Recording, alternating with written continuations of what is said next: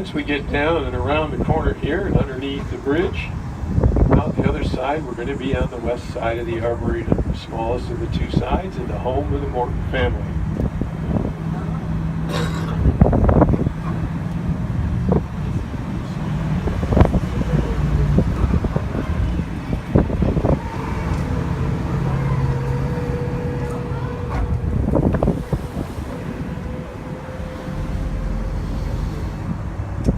Alright, as we make this right turn here, start up Thornhill Drive, 1910, 1914 and on, you'd have been headed toward the home of the Morton mansion. If you've been here, haven't been here in about 5 years, you'll notice a difference when we get up here on top of the bridge. Prior to about 5 years ago, the top of the bridge, if you look both directions, is about the only place you'd know there was a river running through here. Well, 5 years ago we got together with the Corps of Engineers in partnership, removed all of the invasive plants, and about 98% of the plants that had been growing there were invasive. They had shown up because early in the 1800s farmers had cut the river dead straight and moved it. Well, we wanted to get rid of those invasives and we wanted to get the river back more naturally. So what you see is the riverbanks as close as we can get them back to their natural condition. The flowers that you see, the plants you see in flower, on top of those are black-eyed Susan. And over the next few years, they will take up much smaller and smaller areas as the natural plants that we planted, the wetland grasses and plants and the wet prairie grasses grow in. The black-eyed Susan will take up a smaller place. On the left-hand side is our flowering tree collection. On our right-hand side are plants from Europe. And this big old tree that we just went by there, I just went by anyway in the cap, is little leaf linden. You may recognize that because it has done so well. It has no, at this point anyway, no known insect or disease problems. It has become very prevalent in the northern Illinois landscape. It is taking the place of the ash tree as our street trees and in our yards. It also has a beautiful smell when it's in flower. To your left, as we come by here, notice that fence that's out there. Well, that is the Morton family cemetery. Mr. Morton, his second wife Margaret, his brother Mark, his daughter and her husband, and a granddaughter and her husband are interred in that plot.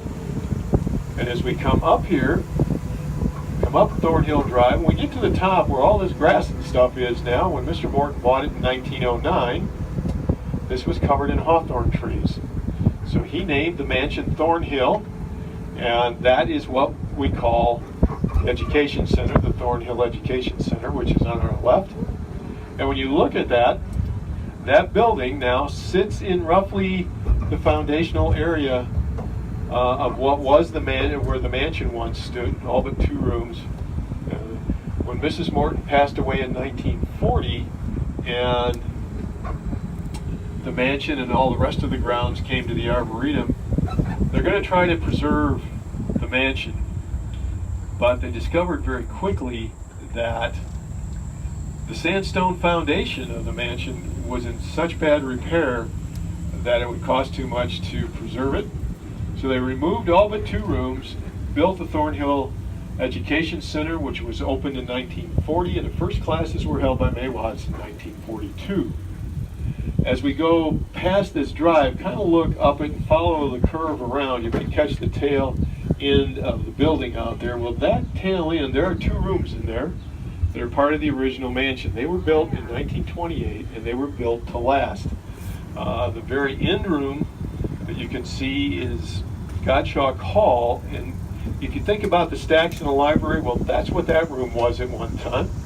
The room behind it, the larger of the 2, and a beautiful room if you get a chance to come up and take a look. It's called the Founder's Room, and that served as Mr. Morton's study and the family library while he was alive. If we were to go out to the right out there, everything from where we are now going that direction was part of the original 175 acres of the Arboretum. And in those days, up until the 30s, you didn't get out and walk, you drove through the grounds. And then out beyond is Schulenburg Prairie. And in 1962, Ray Schulenberg, who was working here, discovered 1 acre of remnant prairie out there. Arboretum told him to go ahead and build a prairie. Well, today we have roughly 110 acres of prairie. And in those early days, Ray, up until about 1987, he would go collect seeds from around the northern upper Midwest, bring them back and grow them in the greenhouses here. And he had this wonderful ability to call volunteers like myself in those days to join him out here to plant the seedlings. And he would do that just about this time of year on a day when Saturday, when it was going to be 100 degrees with 100% humidity. And if you know prairies, there is no shade in the prairie. So we planted, and it is a gorgeous, gorgeous place right now. In fact, it is in full bloom. I take you there, but you can't see it from the tram. If you take a look down this trail off to our right, you'll see another one of the savanna areas back in there. And then there's another one here on our left. Well, the one on the right is called Daffodil Glade. The one here on our left is called Sargent's Glade, named after Dr. Charles Sprague Sargent, who was Mr. Morton's mentor from 1921 until he passed away in 1928. Well, those two areas in the spring, along about the middle of March until about the middle of April, are absolutely golden in color. Mr. Morton started planting some daffodils back in 1921. The last planting was done in 1954. There are over 160,000 daffodils that come into bloom, and if you've not been here, please come back in those during the middle of March and April. Well, I stop here. I want you to take a look out to your left. You'll see a big old tree out there, kind of standing on its own with a big plaque on it. That's a special tree. In 1999, as the millennium was about to change, the federal government asked every state in the union to declare one of its state trees to be the state tree of the state. 278 white oaks were put forward. That tree was chosen to represent all white oaks in the state of Illinois. It is roughly somewhere between 300 and 330 years old. If you keep your eye open and look at this tree just outside of where I'm going by here in the tram, look at the size of that tree, because that's the size that tree was the day we declared independence, July 4th, 1776. So it has been here a very, very long time. We've seen a lot of history go by. Well, now we're down at Lake Marmo, built in 1921 at the request of Mrs. Morton. Mr. Morton went out and hired local farmers and contractors with their horses and mules, and they scraped him a lake. Marmo is the contraction of Mrs. Morton's name, Margaret Morton. Willoway Brook that runs through here is what they use as the base of the lake. All the spoils form this rolling landscape on our right-hand side. Prior to that, this whole area on both sides of us, on the right and the left, the right side was as flat as the left-hand side, was called the Round Meadow at that time, when Willoway Brook ran through here.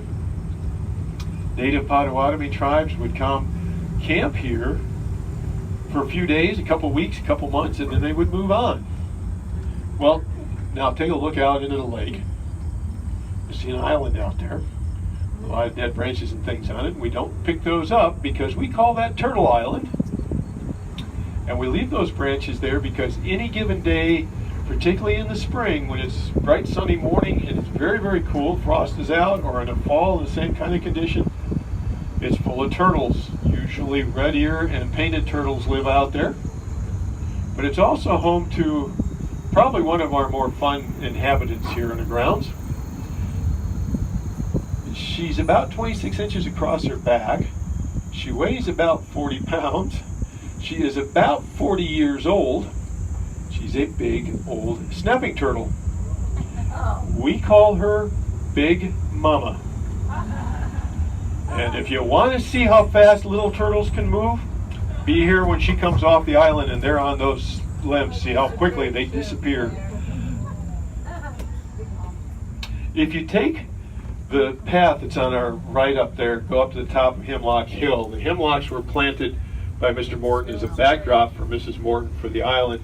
Well, up in there now, and that trail parallels the road here up on top, through the hemlocks and through the spruces. Well, up there if you are walking through there in an evening before we close, you're likely to find yourself sharing that trail with deer, coyote, and fox. They all bed down up in that hemlock and spruce area up there. There are 2 nests of great horned owl and at least 1 nest of red-tailed hawk up there. Great area for wildlife.